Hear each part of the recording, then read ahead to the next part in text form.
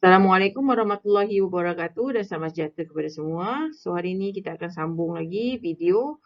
Ini merupakan video bahagian ketiga iaitu analisis kualitatif garam. Ini merupakan sebahagian daripada kandungan saiz tambahan KSSM bagi tingkatan 5. Standard pembelajaran yang perlu dicapai oleh pelajar pada akhir video ini adalah yang pertama, pelajar boleh mengenal pasti ujian bagi anion dan juga cation, dan yang kedua, pelajar boleh merancang analisis kualitatif garam untuk mengenal pasti garam. Okey, seterusnya kita tengok ujian anion iaitu ujian untuk ion negatif. So untuk ujian ion negatif sama juga macam ujian untuk ion positif. Larutan garam yang kita uji mestilah dalam keadaan dia larutan aqueous. Okey, mesti kita dalam keadaan cecair lah, tak boleh dalam keadaan pepejal. Kalau keadaan pepejal, kita boleh uji menggunakan ujian gas, di mana kita panaskan larutan garam, panaskan hablo garam tersebut dan kita uji kehadiran anion dengan kita menguji gas yang terbebas daripada tindak balas tersebut. Okay, so ini untuk kalau larutan garam tersebut adalah dalam keadaan dia larutan aqueous. So kita tengok mula-mula sekali adalah ion karbonat. So untuk ion karbonat kita boleh uji dengan menggunakan asid hidroklorik cair. So dia akan membebaskan gas yang mengerukan air kapur. So apa itu gas yang mengerukan air kapur? Gas yang mengerukan air kapur adalah gas karbon dioksida. Okey, kita tengok persamaan kimianya. Untuk tindak balas ini, so kita ada larutan natrium karbonat.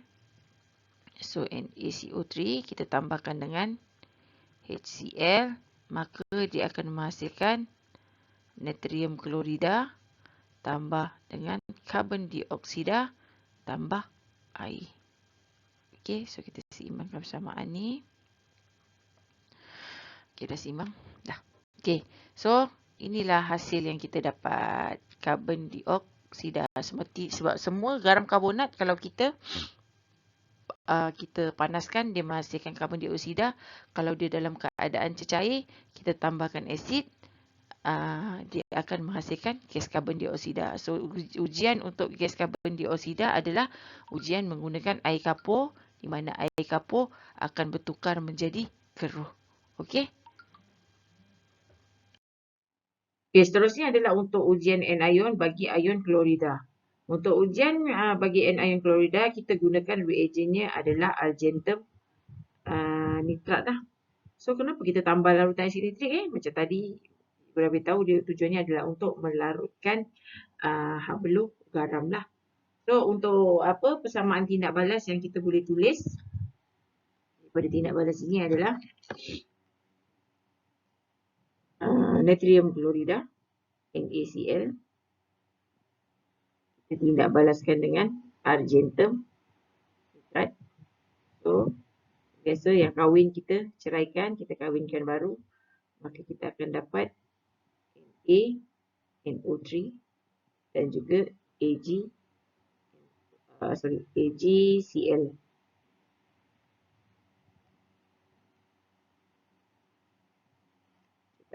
So kita dapat AgCl.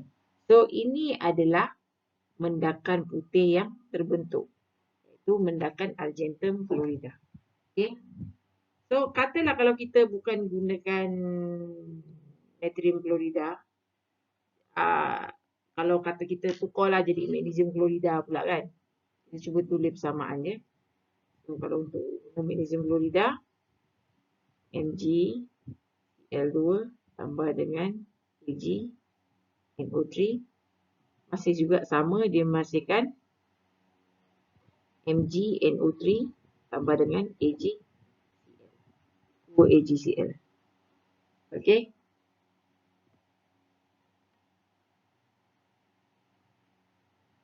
So masih juga sama, iaitu kita ada mendakan putih AgCl. Janjilah dia adalah garam klorida, so dia akan menghasilkan argentum klorida apabila bertindak balas dengan argentum nitrat.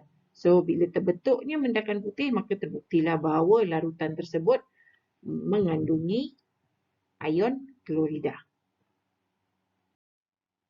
Seterusnya kita tengok ujian untuk ion sulfat pula. Okey, untuk ion sulfat kita gunakan dua juga, iaitu yang pertama adalah asid hidroklorik dan juga natrium sulfat. Okey, asid hidroklorik dengan natrium sulfat. So, untuk persamaan kimianya, asid hidroklorik ni macam biasa cikgu tak masukkan dekat dalam persamaan dia. Kita masukkan cuma natrium sulfat, Na2SO4, tidak balaskan dengan barium klorida, A2, yang kahwin kita ceraikan, kita kahwinkan baru, kita dapatlah natrium klorida 2NaCl tambah dengan barium sulfat. So barium sulfat inilah merupakan mendakan putih yang terbentuk. Okay. So tak kisahlah kalau kau uji dengan larutan lain, sulfat, janji ujungnya ada sulfat, janji ujungnya ada sulfat, kita tindak balaskan dengan barium klorida. So kita akan dapat mendakan putih barium sulfat. Okey, tak ada masalah.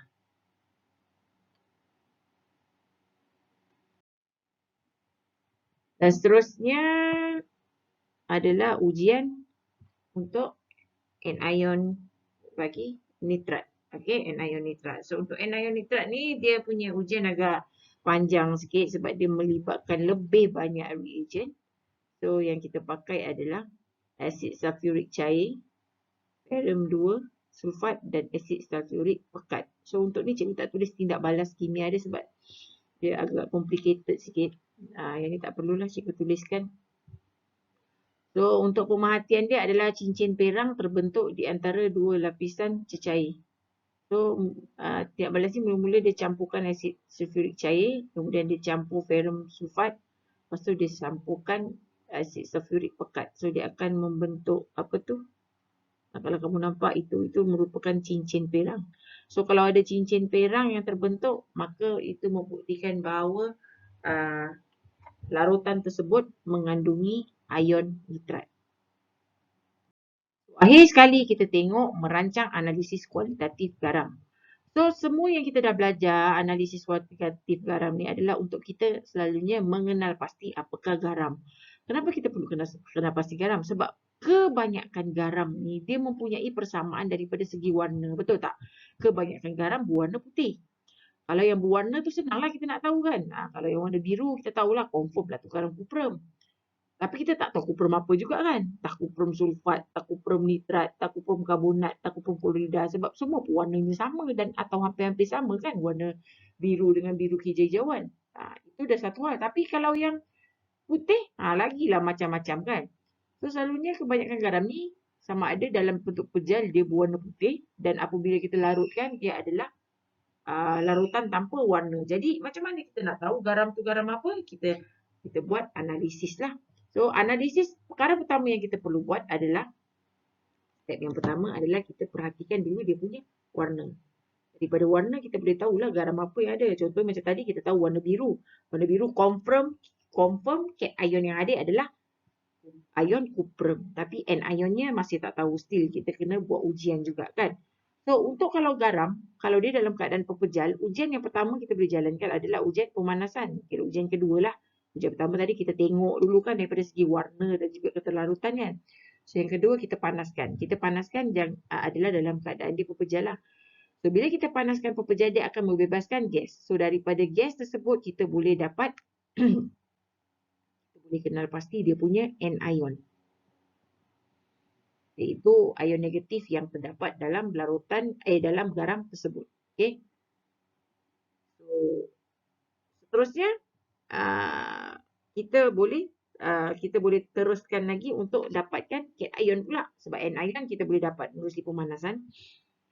So kalau anion kita kena buat dia dalam ujian yang menggunakan larutan. So kita kena larutkan terlebih dahulu. Okey. So kalau dia larut okeylah kita boleh teruskan. Tapi kalau dia tak larut kita tambah sedikit asid nitrik lah. Tambah asid nitrik untuk bagi dia larut. So kesemua akan larut baru dia buat ujian seterusnya. So untuk ujian cation tadi kita boleh pakai 3 jenis ujian. Okay, yang pertama tadi ujian khas. Ujian khas tadi adalah daripada video yang bahagian kedua kan.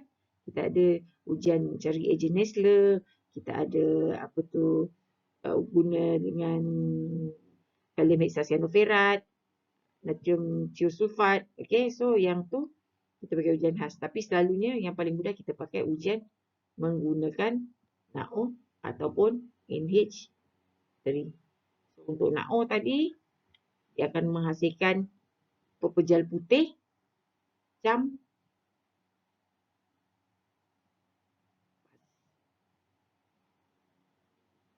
pasir. Ini tak larut, ini larut. Okay, untuk NH3 pula, dia akan hasilkan tadi map.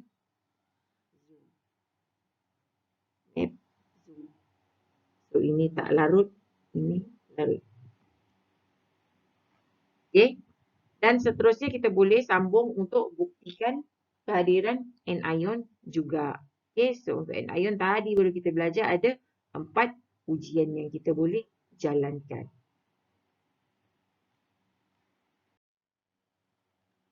Okay, seterusnya kita tengok contoh soalan. Okay, cikgu berikan beberapa contoh soalan yang selalu ditanyakan di dalam peperiksaan. So, cikgu nak lebih fokus kepada kertas 2 lah, iaitu soalan struktur dan juga soalan esei.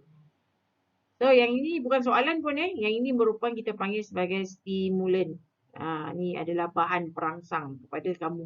Tapi sebenarnya kalau kita tak tengok lagi soalan dia pun, kalau kita dah dapat tengok bahan perangsang ni pun, kita dah boleh agak dah soalan apa yang dia nak tanya.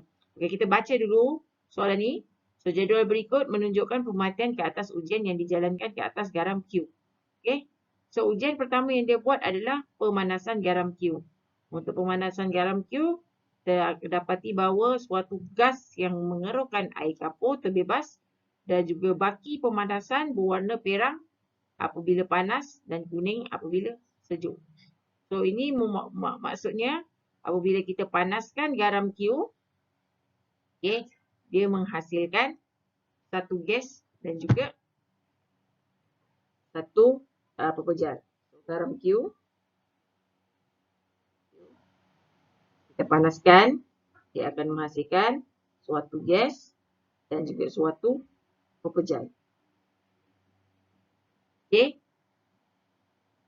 So, selalunya soalan yang dia tanya, yang boleh dia tanya adalah disuruh namakan gas tersebut. Kan? So, gas tersebut adalah gas karbon dioksida. Okay. So, seterusnya dia boleh suruh juga namakan pepejal. So, nama pepejal yang terhasil adalah kalau dia perang apabila panas, kuning apabila sejuk, tak lain tak bukan adalah lambung oksida. Okay, itu dua soalan yang dia boleh tanya. 2 markah dah. Okay, soalan apa lagi yang dia boleh tanya? Soalan seterusnya dia boleh tanya adalah cation yang hadir di dalam garam Q. So, cation adalah ion positif. So, cation yang hadir adalah Pb2 positif. Okay. Dan seterusnya kalau ditanya cation, biasanya dia akan juga tanya anion. So, anion yang hadir adalah anion karbonat. CO3 2 positif. Sebab gas yang terhasil tadi adalah gas karbon dioksida. Okay, itu dah 4 markah dah soalan ni. Walaupun soalan dia belum tanya, kita dah tahu dah apa yang dia boleh tanya kan. Okay, seterusnya kita tengok ujian yang kedua. Garam Q dilarutkan dalam asid nitrik cair. Sebagaimana yang cikgu dah bagi tahu tadi kan. Garam kalau dia tak larut dekat dalam air suling, dia akan larutkan dekat dalam asid nitrik cair. So, hasil turasan dicampurkan dengan larutan natrium hidroksida berlebihan. So, mendakan putih yang larut dalam larutan NaO berlebihan terbentuk. Okay, so garam Q ni masih lagi garam yang sama seperti garam Q untuk ujian 1. Okay. So, soalan yang dia boleh tanya adalah namakan cation yang mungkin hadir di dalam larutan tersebut. Sebab kita tak tahu lagi ni garam apa kan. So, untuk NaO berlebihan, untuk cation yang hadir dalam larutan NaO berlebihan, mendakan putih yang larut adalah Tadi NaO campas kan? NaO jadi adalah campas. So yang depan adalah tak larut. So yang larut adalah pas. So cation yang hadir mungkinlah lambung 2 positif, aluminium 3 positif dan juga zinc 2 positif. Okay, so situ dah 3 markah dah. Okay, dan soalan terakhir dia boleh tanya, dia suruh namakan garam Q. Setelah semuanya kita dah buat, baru kita tahulah bahawa garam Q adalah garam lambung karbonat. Macam mana kita tahu tadi lambung karbonat? Dah kita buat ni tadi pemanasan, kalau dia menghasilkan gas karbon dioksida, maka dia adalah garam karbonat. So pepejal tadi kita dapat pepejal pelambung oksida. So garam Q merupakan pelambung karbonat. Okey, soalan seterusnya yang boleh tanya adalah tuliskan persamaan seimbang tindak balas pemanasan garam Q. Jadi untuk tindak balas pemanasan garam Q, persamaannya adalah PbCO3. Kita panaskan, kita akan dapat PbO tambah CO2. Okey, so balance tak? Balance. Okey, dah selesai satu soalan. Walaupun soalannya belum, dia tak bagi tahu pun. Tapi itu adalah maklumat-maklumat yang kita boleh perolehi daripada stimulan yang diberi. Okay, seterusnya kita tengok, ini adalah contoh soalan yang kedua. Sebagaimana tadi, soalannya tak ada. Ini saja je kita bagi stimulan, kita tengok maklumat apa yang kita boleh dapat daripada stimulan sini. So, kuprum karbonat, kalau kita tambahkan asid sulfurik, dia akan menghasilkan garam L, gas M dan juga H2O. Kemudian hasil yang ada ni, kita tambahkan pula dengan NaO, dia akan membentuk mendakan biru tidak larut dalam natrium hidroksida berlebihan. Okay. Kemudian dia ada tulis kat sini, melalui tindak balas W, kita boleh bentukkan semula garam karbonat. Okay.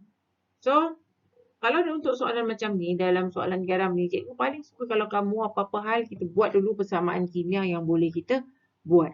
Okay. So, kita tengok dulu persamaan kimia pertama yang boleh kita buat adalah persamaan untuk tindak balas kuprum karbonat dengan H2SO4. So, kita tuliskan kat sini. Kuprum karbonat, kita tidak balaskan dengan H2SO4. Maka, kita akan dapat, biasa, persamaan kimia yang kahwin kita ceraikan. Kita kahwinkan baru, kita dapatlah kuprum sulfat campur dengan CO2 campur dengan H2O. Okay. So, CuSO4 ni merupakan garam L. Okay. CO2 pula adalah gas.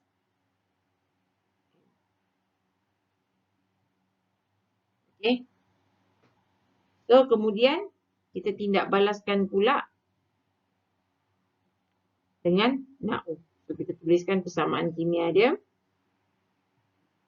Mana? Kat sini ni. Okay, so CuSO4, kita ambil CuSO4 saja cukup. Sebab CO2 terbebas. H2O pula air kan. So, bila air campur dengan CuSO4, jadi sama je CuSO4 juga. So, kita proceed ujian dengan CuSO4, kita tambahkan dengan NaO. So, dia akan menghasilkan, kahwin kita ceraikan, kita kahwinkan baru. So, kita akan dapat NaSO, Na2SO4 tambah dengan CuOH kurungan 2.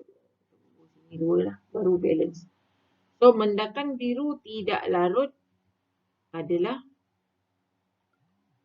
kuprum hidroksida. Okay. Kenapa pula kita cakap dia mendakan biru tidak larut, cikgu? Kenapa? Bukan natrium sulfat. Sebabnya biru. Biru ni, kalau nama biru mesti ada ion kuprum. So sebab itulah mendakan biru adalah kuprum hidroksida. Okey. Kemudian last kali tindak balas W. So tindak balas W ni kita tak tahu tindak balas apa. Jadi kita tuliskan dulu dalam bentuk persamaan perkataan lah yang kita beritahu kan. So CuSO4 lagi tambah dengan X, maka dapatlah CO3, dan selalunya mesti ada satu benda lain kan, Y. Okay. So selalunya soalan yang dia boleh tanya adalah X. X ni apa? So X ni adalah bahan yang kita boleh gunakan untuk menghasilkan kuprum karbonat. So untuk menghasilkan kuprum karbonat, kita mesti menggunakan satu bahan yang dua bahan merupakan dua bahan yang larut. Okey, so dia akan menghasilkan satu garam tak larut, iaitu kuprum karbonat yang tak larut. Kemudian dia akan hasilkan satu garam larut, iaitu garam Y. Okay. So untuk penghasilan kuprum sulfat, kita gunakan untuk tindak balas W ni sebenarnya adalah tindak balas penguraian ganda. Okay. So X ni kita boleh guna apa? So hujungnya mestilah karbonat lah sebab kita nak hasilkan garam karbonat. So garam karbonat apa yang larut? So garam karbonat yang larut cuma 3, iaitu garam kan. Jadi pilihlah satu. Katalah kita pilih natrium. Okay. So X ni adalah natrium karbonat. Kalau soalan dia tanya Y, apakah Y? So CuSO4 kita tindak balaskan dengan natrium karbonat, maka dia akan menghasilkan CuCO3 dan lagi satu dia akan menghasilkan Na2SO4. So Na2SO4 adalah garam yang larut. Okay, jadi tanpa melihat kepada soalan pun kita sudah dapat selesaikan permintaan-permintaan yang bakal dia minta melalui stimulan yang diberi. Okay. So sekian saja untuk video pada kali ini, dan ini juga merupakan bab video yang terakhir untuk bab 2. So cikgu harapkan video ini mendatangkan manfaat kepada kamu. Jangan lupa subscribe YouTube channel cikgu ya. Sehingga kita berjumpa lagi untuk video akan datang pada bab akan datang. Assalamualaikum.